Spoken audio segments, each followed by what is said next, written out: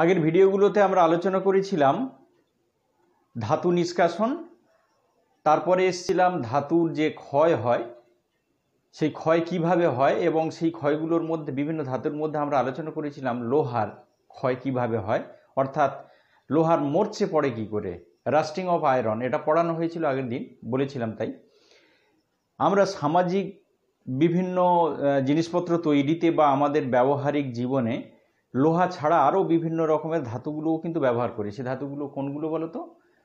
লোহার সাথে আছে অ্যালুমিনিয়াম, তার সাথে আছে জিঙ্ক, কপার। এই যে ধাতুগুলো আমরা ব্যবহার করি সচরাচর বিভিন্ন জিনিসপত্র তৈরিতে এবং সেগুলো ব্যবহার সব সময়ের জন্য করি, তাদেরও একটা ক্ষয় হয়। শুধু লোহার যে ক্ষয় হয় তা নয়, অন্যান্য ধাতুগুলোরও কিন্তু ক্ষয় হয়। আজকের আমরা আলোচনা করব লোহার যে মরচে পড়লো, আগের দিন আলোচনা করেছিলাম সেই মরচেটা কিভাবে আমরা নিবারণ করতে পারবো, অর্থাৎ মরচে পড়ার হাত থেকে লোহা বা লোহার যে সামগ্রী সেগুলোকে কিভাবে আমরা রক্ষা করব। তার সাথে আর যে ধাতুগুলো আমরা ব্যবহার করি অ্যালুমিনিয়াম, কপার, জিঙ্ক, এগুলোর যে ক্ষয় হয় সেগুলো কিভাবে হয়, কি করে বুঝবো সেগুলো ক্ষয়ে যাচ্ছে এবং সেগুলোর হাত থেকে কিভাবে রক্ষা করা যাবে সেই ধাতু বা ধাতুর সামগ্রীগুলোকে, সেইগুলো নিয়েই আলোচনা করবো আজকে। চলো, এই যে লোহার মরচেটা আমরা কিভাবে নিবারণ করতে পারবো। দেখো, লোহার দ্রব্যের উপরে লোহার যে জিনিসপত্র আছে সেই লোহার জিনিসপত্রের উপরে আলকাতরা, রং বা বার্নিশ দিয়ে যদি একটা আস্তরণ ফেলে দেওয়া যায়, তাহলে সেই লোহার সামগ্রীটা, লোহাটা সরাসরি বায়ুর সংস্পর্শে আসতে পারবে না। বায়ু মানে বায়ুতে বিভিন্ন গ্যাস বা জলীয় বাষ্প যেগুলো আছে তার সংস্পর্শে আসতে পারবে না, লোহাটা ওপেন হতে পারবে না বায়ুতে, যার জন্যে লোহা মরচেটা সহজে আসবে না। আর কিভাবে? লোহার দ্রব্যের উপরে অন্য ধাতুর আবরণ দিয়ে। লোহার যে জিনিস, সেই লোহার জিনিসের উপরে সাধারণত জিঙ্ক ব্যবহার করা হয় আস্তরণ দেওয়ার জন্য, টিন বা কখনো কখনো কপার, নিকেল বা ক্রোমিয়াম, এগুলোর প্রলেপ দেওয়া হয়। তাহলে লোহার যে জিনিস, সেই লোহার জিনিসের উপরে কখনো জিঙ্ক, কখনো টিন, কখনো কপার, নিকেল, ক্রোমিয়াম, এগুলোর কিন্তু আস্তরণ দিয়ে লোহাটাকে মরচে পড়ার হাত থেকে কিন্তু রক্ষা করা যায়। তোমাদের আমি আজকে আলোচনা করব একটু যে এই যে জিঙ্ক লেপন, জিঙ্কের যে আস্তরণ দেওয়া, সেটাকে আমরা বলে থাকি গ্যালভানাইজেশন। পরীক্ষায় যেটা পড়ে গ্যালভানাইজেশন কি। আর এই টিন আর জিঙ্ক, টিন লেপন আর জিঙ্ক লেপনের মধ্যে কোনটা করা ভালো, কোনটা আরও বেশি লাস্টিং করে, সেইটা নিয়ে আমি একটু আলোচনা করে দিচ্ছি। দেখো, মরচে নিবারণের জন্য লোহার উপরে জিঙ্কের প্রলেপ দেওয়াকে বলা হয় গ্যালভানাইজেশন। এই গ্যালভানাইজেশন করাটা আর টিন লেপন করা, এই দুটো পদ্ধতির মধ্যে কোন পদ্ধতিটা ভালো? দেখো, যদি কোনো লোহার জিনিস একটা থাকে, কোনো একটা লোহার সামগ্রী, লোহার সামগ্রীর উপরে আমরা যদি প্রলেপ দিকার, যদি জিঙ্কের প্রলেপ দেওয়া যায়, ধরো এর উপরে আমরা জিঙ্কের প্রলেপ দিয়ে দিলাম। জিঙ্কের প্রলেপ দিয়ে দেওয়ার পরে সামগ্রিকভাবে এই জিঙ্কটা লোহাটাকে আস্তরণ ফেলে রাখলো, সহজে লোহার জিনিসটা বায়ুতে উন্মুক্ত হলো না, সেই জন্যে লোহাতে মরচে পড়লো না। ধরো কোনো একটা জায়গায় আবরণটা দিতে গিয়ে কোনো একটা জায়গা ফাঁকা রয়ে গেছে, এই জিঙ্ক লেপনের ক্ষেত্রে এটা হচ্ছে জিঙ্ক দিয়ে এর উপরে আস্তরণ ফেলা হয়েছে। যে জায়গায় লোহার সামগ্রীর যে জায়গায় ফাঁকা রয়ে গেল, অর্থাৎ জিঙ্কের প্রলেপটা পুরোপুরি হয়তো পড়লো না, কোনো একটা জায়গায় ফাঁকা রয়ে গেল, রাস্ট এলে শুধু সেই জায়গাটায় কিন্তু রাস্টটা পড়বে, সেই মরচেটা সেইটুকু জায়গায় সীমাবদ্ধ থাকবে, সে আর অন্য কোনো জায়গায় কিন্তু স্প্রেড করবে না। হোয়ারএজ আমরা যদি কোনো একটা লোহার সামগ্রীতে, লোহার একটা সামগ্রী ধরো নিলাম, লোহার সামগ্রীতে যদি আমরা টিন দিয়ে লেপন দিই, টিন দিয়ে ধরো আমরা এর চারদিকে একটা আস্তরণ তৈরি করে দিয়েছি, কোনো একটা জায়গা ধরো ফাঁকা রয়ে গেছে, সেই জায়গায় টিনের প্রলেপটা পড়েনি, কোনো জায়গা ফাঁকা রয়ে গেল, এই জায়গায় যে রাস্ট এলো, মরচে যে পড়লো, সেই মরচেটা কিন্তু আস্তে আস্তে আস্তে আস্তে স্প্রেড করে যাবে, মরচেটা স্প্রেড করে যাবে। ওই জন্য আমরা মরচে নিবারণের জন্য টিনের প্রলেপ না দিয়ে কিন্তু জিঙ্কের প্রলেপ দেওয়াটা বেশি ভালো। যেটুকুতে রাস্ট বা মরচে পড়লো সেটুকুই সীমাবদ্ধ থাকলো, সেটা আর স্প্রেড করলো না। হোয়ার যখন টিনের প্রলেপ দিচ্ছ তখন কোনো একটা জায়গায় যদি অসাবধানতাবশত ফাঁকা রয়ে যায়, তাহলে একবার মরচে শুরু হলে কিন্তু সেই মরচেটা আস্তে আস্তে স্প্রেড করে যায়। ওই জন্য কিন্তু টিন লেপন আর জিঙ্ক লেপনের মধ্যে জিঙ্ক লেপনটা বেশি ভালো এবং বেশি কার্যকরী এবং এর স্থায়িত্বটা অনেক বেশি। এই লোহার মরচে নিবারণের আরেকটা খুব ভালো পদ্ধতি আছে, যে পদ্ধতিটা তোমাদের এখন পরীক্ষা ইদানিং আসছে। সেই পদ্ধতিটা হলো ক্যাথোডীয় সংরক্ষণ। এই ক্যাথোডীয় সংরক্ষণটা কিভাবে করা হয় আর কেন এটা বেশি কার্যকরী হয় বা কোন ক্ষেত্রে এগুলোকে ইউজ করা হয় সেটা নিয়ে আমরা একটু আলোচনা করি। দেখবে লোহার যে পাইপগুলো থাকে, সেই লোহার পাইপগুলো যেগুলো দিয়ে জল যায় মাটির তলায়, যেগুলো সাধারণত লোহার পাইপ মাটির তলাতে থাকে, সেই লোহার পাইপগুলো মাটির তলায় প্রথমত থাকে, সেখানে মাটি তো আছেই, জল আছে। এই লোহার যে পাইপগুলো আছে, লোহার পাইপগুলো কিন্তু রাস্ট পড়ে বেশি, রাস্ট আসে বেশি। প্রথমত হচ্ছে সে জলের কন্ট্যাক্টে থাকছে, মাটিতে তো বায়ু থাকে কিছুটা। এবারে এই যে লোহার পাইপগুলো যেগুলো ইউজ করা হলো জল সরবরাহের জন্যে, এগুলোকে আমরা কিভাবে মরচের হাত থেকে রক্ষা করব। তোমরা আগে পড়েছো মরচে যখন পড়ে লোহাতে, তখন অ্যানোড আর ক্যাথোড, অ্যানোড আর ক্যাথোড একটা বলেছিলাম তোমাদের, অ্যানোড আর ক্যাথোড। অ্যানোডে সবসময় আয়রনটা থাকে আর ক্যাথোডের থাকে ইমপিউরিটি যেগুলো, অর্থাৎ কার্বন এই জাতীয় যে ইমপিউরিটিগুলো, সেগুলো থাকে ক্যাথোডে। এই যে অ্যানোডে আয়রন বা লোহার যে কণাগুলো সেগুলো অ্যানোড হিসেবে কাজ করে, এরা জারিত হয়, জারিত হয়ে Fe থেকে Fe+2 আয়নে পরিণত হয়। তাহলে অ্যাকচুয়ালি এই অ্যানোডে কিন্তু যে লোহাটা আছে সেই লোহাটা জারিত হয়ে Fe2+ হয়, লোহার জারণ হচ্ছে অ্যানোডে। আমরা এখন যেটা করব, অ্যানোড হিসেবে লোহাটাকে আর ইউজ হতে দেব না। অ্যানোডে আমরা অন্য একটা ধাতু লাগিয়ে দেবো, যে কিনা লোহার থেকে বেশি তড়িৎধনাত্মক। লোহার থেকে বেশি তড়িৎধনাত্মক কারা? লোহার থেকে বেশি তড়িৎধনাত্মক হতে পারে ম্যাগনেসিয়াম, জিঙ্ক। এই ধাতুগুলো আমরা ব্যবহার করব অ্যানোড হিসেবে। কিভাবে জানো? এই ধাতুর একটা পাত, এই ধাতুর পাতকে আমরা নেব, নিয়ে সেই পাতটাকে আমরা তার দিয়ে এর সাথে যোগ করে দেব।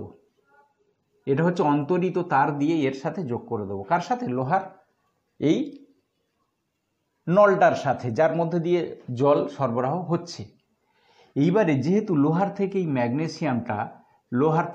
ম্যাগনেসিয়ামটা বেশি তড়িৎধনাত্মক, এই ম্যাগনেসিয়ামটা তখন অ্যানোড হিসেবে কাজ করবে, লোহাটা তখন কাজ করবে ক্যাথোড হিসেবে। অ্যানোড হিসেবে ম্যাগনেসিয়াম কাজ করার জন্য ম্যাগনেসিয়াম জারিত হয়ে Mg2+ হবে, কিন্তু লোহাটা আর জারিত হবে না। লোহার যখন জারণ বন্ধ হয়ে গেল, তখন লোহার মরচে নিবারণও হয়ে গেল, মরচে আর আসবে না লোহাতে। কেন না? ক্ষয়ে যাচ্ছে ম্যাগনেসিয়াম, লোহার ক্ষয় হচ্ছে না। কিভাবে ক্ষয়ে যাচ্ছে না? এই ম্যাগনেসিয়াম আয়ন হিসেবে ক্ষয়ে যাচ্ছে, মাটিতে মিশে যাচ্ছে। এই ম্যাগনেসিয়ামের পাতটা ধীরে ধীরে ক্ষয়প্রাপ্ত হচ্ছে। কেন না? ম্যাগনেসিয়াম যেহেতু লোহার থেকে, এটা হচ্ছে লোহা তোমাদের বলেছি, লোহার থেকে বেশি তড়িৎধনাত্মক, সেই জন্যে যে বেশি তড়িৎধনাত্মক সে অ্যানোড হিসেবে কাজ করবে। এখানে যেমন দেখো না, কার্বন আর আয়রনের মধ্যে, লোহার মধ্যে কে তড়িৎধনাত্মক? লোহা। ওই জন্য লোহা অ্যানোড হিসেবে কাজ করেছিল, এই কার্বন জাতীয় বিশুদ্ধিটা ক্যাথোড হিসেবে কাজ করেছিল। ঠিক এখানে লোহা আর ম্যাগনেসিয়ামের মধ্যে বেশি তড়িৎধনাত্মক কে? না, ম্যাগনেসিয়াম। ওই জন্য ম্যাগনেসিয়াম অ্যানোড হিসেবে কাজ করলো, অ্যানোড হিসেবে কাজ করে ম্যাগনেসিয়ামের জারণ হলো, কিন্তু লোহার আর জারণ হলো না, লোহাই রয়ে গেল, Fe থেকে Fe2+ আর হতে পারেনি। সেই জন্য এই যে লোহাটা ইনট্যাক্ট থাকবে, লোহার ক্ষয় হবে না, অর্থাৎ মরচেও পড়বে না। এই যে ব্যবহার করলাম ম্যাগনেসিয়াম, বা কখনো কখনো আমরা যদি জিঙ্কও ব্যবহার করি, কোনো অসুবিধা নেই, একই পদ্ধতিতেই ব্যবহার করব। তাহলে একটা পাতের মতো নেব, আইদার ম্যাগনেসিয়াম অথবা জিঙ্ক, নিয়ে অন্তরিত তার দিয়ে এই যে লোহার নলটা আছে তার সাথে যোগ করে দেবো, দিলেই কিন্তু মরচে আর পড়বে না লোহার জিনিসটাতে। এই যে ম্যাগনেসিয়ামটা ইউজ করা হলো কি হিসেবে, অ্যানোড হিসেবে ইউজ করা হলো। এই অ্যানোড হিসেবে যে ম্যাগনেসিয়ামটা ইউজ করা হয়েছিল, এ নিজে স্যাক্রিফাইস করলো নিজেকে, নিজে ক্ষয়ে গিয়ে, নিজে ক্ষয়প্রাপ্ত হয়ে আয়রনটাকে মরচে পড়ার হাত থেকে রক্ষা করলো। সেই জন্য এটাকে বলা হয় স্যাক্রিফিশিয়াল অ্যানোড। নিজেকে স্যাক্রিফাইস করে সে লোহার মরচে পড়তে দিল না, ওই জন্যে এখানে ম্যাগনেসিয়ামটাকে বলা হয় স্যাক্রিফিশিয়াল অ্যানোড। ব্যাপারটা বুঝতে পারলে? স্যাক্রিফিশিয়াল অ্যানোড কি, পরীক্ষায় যেটা পড়ে, স্যাক্রিফিশিয়াল অ্যানোড কি আর কেনই বা এই রূপ নামকরণ, আর স্যাক্রিফিশিয়াল অ্যানোড হিসেবে কোন কোন ধাতু ব্যবহার করা যায়, স্যাক্রিফিশিয়াল অ্যানোড ব্যবহার করে কিভাবে লোহাকে মরচে পড়ার হাত থেকে রক্ষা করা যায়, এই প্রশ্নগুলো বর্তমানে কিন্তু পরীক্ষায় পড়ছে। তাহলে তোমাদের বলা হলো কিভাবে ম্যাগনেসিয়াম বা জিঙ্ক ব্যবহার করে আমরা আয়রনের মরচেকে আটকে দিলাম। এই পদ্ধতিটাকে বলা হয় ক্যাথোডীয় সংরক্ষণ। ক্যাথোড হিসেবে লোহাকে ব্যবহার করে আমরা লোহাকে সংরক্ষণ করলাম, সেই জন্য এটাকে বলা হয় ক্যাথোডীয় সংরক্ষণ। এবং ম্যাগনেসিয়ামের এই নিজেকে স্যাক্রিফাইস করে লোহার মরচেকে আটকে দেওয়াকে বলা হলো স্যাক্রিফিশিয়াল অ্যানোড। বোঝা গেল? এই লোহার মরচে নিবারণের যে পদ্ধতিগুলো বললাম তার সাথে আর একটা জিনিস তোমাদের বলে দিই, লোহাকে সংকর ধাতুতে পরিণত করে কিন্তু লোহার মরচে পড়ার হাত থেকে রক্ষা করা যায়। কীরকম না, লোহাকে স্টেনলেস স্টিলে পরিণত করব, লোহার সাথে ক্রোমিয়াম, নিকেল এগুলো মিশিয়ে, এবং সামান্য পরিমাণ কার্বন তো থাকবেই, না হলে লোহার দৃঢ়তা থাকে না, সেই জন্য এদেরকে মিশিয়ে সংকর ধাতু তৈরি করা হয়। সংকর ধাতু তৈরি করে কিন্তু লোহাকে মরচে হাত থেকে রক্ষা করা যায়। তাহলে এই হলো মোটামুটি লোহার মরচে নিবারণের যে বিভিন্ন উপায়, সেই বিভিন্ন উপায়। প্রথমে লোহার দ্রব্যের উপরে আলকাদ্রা রং বার্নিশ, তারপরে লোহার দ্রব্যের উপরে বিভিন্ন ধাতু zinc, tin, copper, nickel, chromium আস্তরণ দেওয়া, তারপরে আলোচনা করলাম ক্যাথোডীয় সংরক্ষণ, স্যাক্রিফিশিয়াল অ্যানোড, এবং সর্বশেষ আলোচনা করলাম লোহাকে সংকর ধাতুতে পরিণত করে মরচের হাত থেকে রক্ষা করা। এবারে আসি আর যে ধাতুগুলো আমরা ব্যবহার করি সেগুলো কোনগুলো? এই দেখো, অ্যালুমিনিয়াম, তামা, জিঙ্ক এগুলোকে আমরা কিন্তু বিভিন্ন ভাবে ব্যবহার করি প্রাত্যহিক জীবনে। তাদের ক্ষয় কিভাবে হয় দেখো। অ্যালুমিনিয়ামের যে জিনিসপত্র আমরা ব্যবহার করি, অ্যালুমিনিয়াম স্বাভাবিকভাবে বায়ুর সংস্পর্শে এসে বায়ুর অক্সিজেন দ্বারা জারিত হয়ে অ্যালুমিনিয়ামের অক্সাইড ফর্ম করে। এই অ্যালুমিনিয়াম অক্সাইড গঠন করার ফলে অ্যালুমিনিয়ামের উপরে কিন্তু একটা আস্তরণ পড়ে যায়, যার জন্য আর অন্য কোনো গ্যাস বলো, অন্য জলীয় বাষ্প বলো, বা অন্য কোনো রকমের আর ক্ষয় এর মধ্যে হয় না, এই অ্যালুমিনিয়ামের হয় না। এই অ্যালুমিনিয়ামের অক্সাইড ওর উপরে আস্তরণ ফেলে দিয়ে অ্যালুমিনিয়ামকে অন্য গ্যাস বা জলীয় বাষ্পের হাত থেকে কিন্তু রক্ষা করেও দেয়। অ্যালুমিনিয়াম থেকে অ্যালুমিনিয়াম অক্সাইড হলো, কিন্তু আর ক্ষইতে দেবে না অ্যালুমিনিয়ামটাকে, ভেতরে অ্যালুমিনিয়ামটাকে ও প্রোটেক্ট করে ফেলে। এবার আসি তামার জিনিসপত্র। তোমাদের বাড়িতে অনেক তামার জিনিসপত্র হয়তো ব্যবহার হয়, তোমরা দেখে থাকবে। পুরানো তামার জিনিসপত্রগুলো রেখে দিলে দেখবে যে সেগুলো সবুজ হয়ে গেছে। কেন সবুজ হয় না, এই যে তামা, কপার বায়ুর কার্বন ডাই অক্সাইড, জলীয় বাষ্প, অক্সিজেনের সাথে বিক্রিয়া করে তারা কি করে, ক্ষারীয় কপার কার্বনেট, বেসিক কপার কার্বনেটের আস্তরণ ফেলে দেয়। দেখো, CuCO3 কপার কার্বনেট, আর CuH2 এটা হচ্ছে কপারের হাইড্রোক্সাইড, এটাকে ওই জন্য বলে ক্ষারীয় কপার কার্বনেট। এর বর্ণটা হচ্ছে সবুজ, ওই জন্য কিন্তু বেশি দিন এর তামার জিনিসপত্র রেখে দিলে সেটা সবুজ হয়ে যায়, সবুজ একটা আস্তরণ পড়ে যায়। এছাড়াও কপার কার্বনেট ছাড়াও কিন্তু কপার এই যে বললাম ক্ষারীয় কপার সালফেট গঠনের মাধ্যমেও কিন্তু তামা ক্ষয়ে যেতে পারে। সেখানে যদি বায়ুতে সালফার ডাইঅক্সাইডের পরিমাণ বেশি থাকে কোনো কোনো এলাকায়, তখন কি হয়, এই কপার কার্বনেটের সাথে ক্ষারীয় কপার কার্বনেটের সাথে ক্ষারীয় কপার সালফেটও তৈরি হয়ে তামাকে কিন্তু ক্ষয় করে দেয়, এবং তার এই দুটোরই বর্ণটা সবুজ, ওই জন্য তার উপর সবুজ একটা আস্তরণ পড়ে যায়। এইবারে আসি জিঙ্কের যে পাত্র, সেই জিঙ্কের পাত্র ঠিক একইভাবে ক্ষয়প্রাপ্ত হয়। কীরকম? বায়ুর কার্বন ডাইঅক্সাইড, জলীয় বাষ্প, অক্সিজেন এদের উপস্থিতিতে দেখো সেই যে ক্ষারীয় জিঙ্ক কার্বনেটের আস্তরণ পড়ে। এর বর্ণটা কেমন জানো? এটা হচ্ছে সাদা, হোয়াইট কালার। এটা হচ্ছে সাদা রঙের জিঙ্ক কার্বনেটের একটা আস্তরণ পড়ে যায়, সাদা রঙের জিঙ্ক কার্বনেটের আস্তরণ পড়ে জিঙ্কের পাত্রটা ক্ষয়প্রাপ্ত করে দেয়। ওই জন্যে কিন্তু ঠিক এই কারণে আমরা কোনো আম্লিক ফল বা টক জাতীয় খাবার এই অ্যালুমিনিয়াম, জিঙ্ক, কপার এই পাত্রগুলোতে প্রসেসিং করি না বা রাখা হয় না। তার আবার আরেকটা, এই যে আম্লিক কথাটা বলেছি, আম্লিক কেন করা হয় না? অথবা এখানে আরেকটা প্রশ্ন লিখে দিয়েছি, দেখো, অ্যালুমিনিয়াম পাতে মোড়া চাটনি বা টক জাতীয় খাবার খাওয়া উচিত নয়। তার কারণ কি? তার কারণ হলো, তোমরা জানো এই যে টক জাতীয় যে খাবার, টক কেন না অ্যাসিড থাকে বলে। খাবারে যে অ্যাসিড থাকে সেই অ্যাসিডগুলো সাধারণত কি হয়? অর্গানিক অ্যাসিড হয়, জৈব অ্যাসিড হয়। সেই অ্যাসিডগুলো সাধারণত কি অ্যাসিড হয়? জৈব অ্যাসিড। জৈব অ্যাসিডে কি থাকে তোমরা জানো? COOH, carboxylic acid.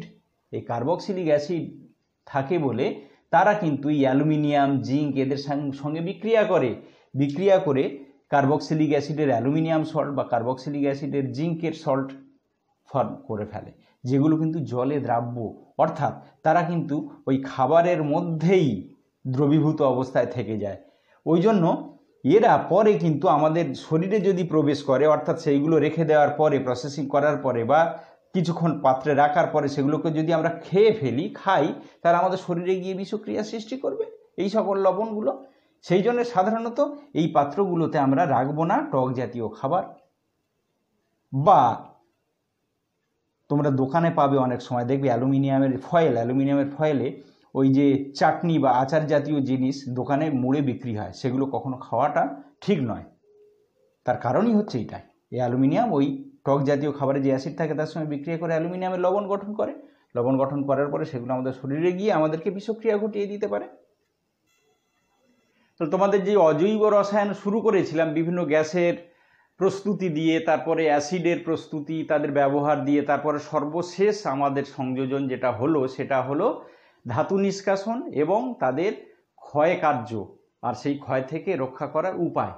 আমাদের মোটামুটি অজৈব পোর্শনটা বা ইনঅর্গানিক যে পোর্শনটা, সেই পোর্শনটা আজকের শেষ হলো।